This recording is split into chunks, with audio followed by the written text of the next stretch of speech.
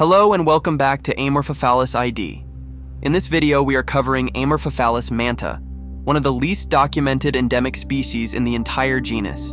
Its known natural distribution is restricted to a single valley system in West Sumatra, making it one of the most geographically limited Amorphophallus species in Indonesia. We will go through its taxonomy and phylogenetic placement, morphological characteristics, habitat requirements, life cycle, and its current conservation situation.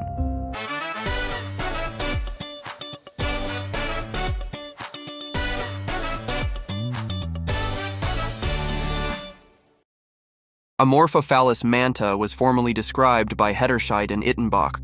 It belongs to the genus Amorphophallus Bloom exdecine, placed within the tribe Thomsonia, subfamily Aroidea, and family Ericea. Its order is Alismatales. Phylogenetically, Amorphophallus manta is positioned within the Paeoniifolius-Manta clade, a group within subgenus Amorphophallus that includes Amorphophallus paeoniifolius and several related Milesian species. This clade was identified through molecular analyses using markers including MAT-K, ITS, and Phi-C. Some Bornean species such as Amorphophallus angulatus and Amorphophallus pendulus also fall within this clade. To place this in broader context, the genus Amorphophallus currently contains over 200 accepted species distributed across tropical and subtropical regions from West Africa through Asia to northern Australia. Indonesia holds approximately 25 species, of which 17 are endemic. Of those, 8 endemic species are confirmed from Sumatra, and Amorphophallus manta is one of them. The known natural distribution of Amorphophallus manta is extremely restricted.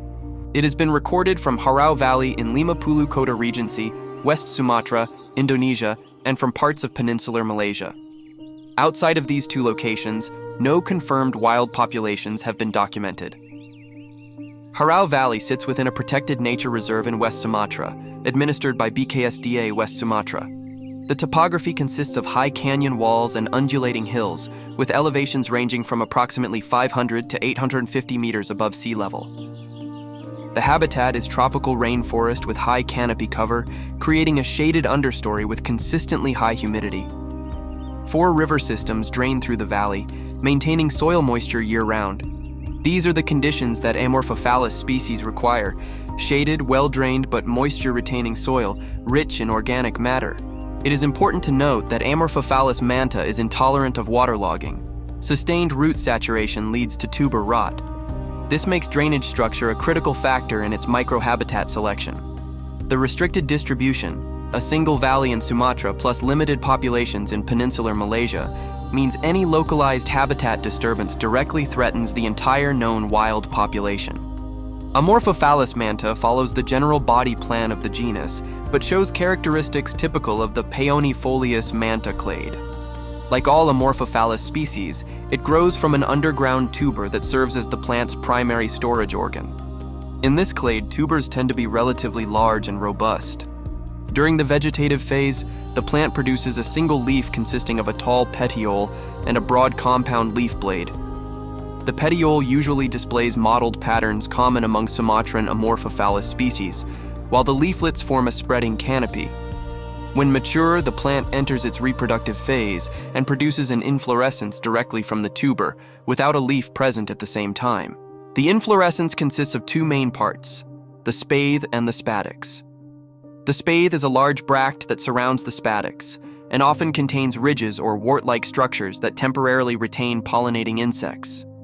The spadix carries the flowers, with female flowers at the base, male flowers above them, and a sterile appendix at the apex. Like many species in the genus, Amorphophallus manta is expected to use thermogenesis during flowering.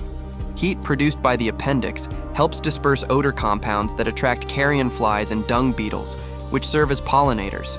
Despite growing interest in this species, documentation of its complete inflorescence in the wild remains limited, leaving important aspects of its reproductive morphology poorly understood. Amorphophallus manta follows the typical geophytic life cycle of the genus, alternating between dormancy, vegetative growth, and flowering. During dormancy, the plant survives underground as a tuber with reduced metabolic activity.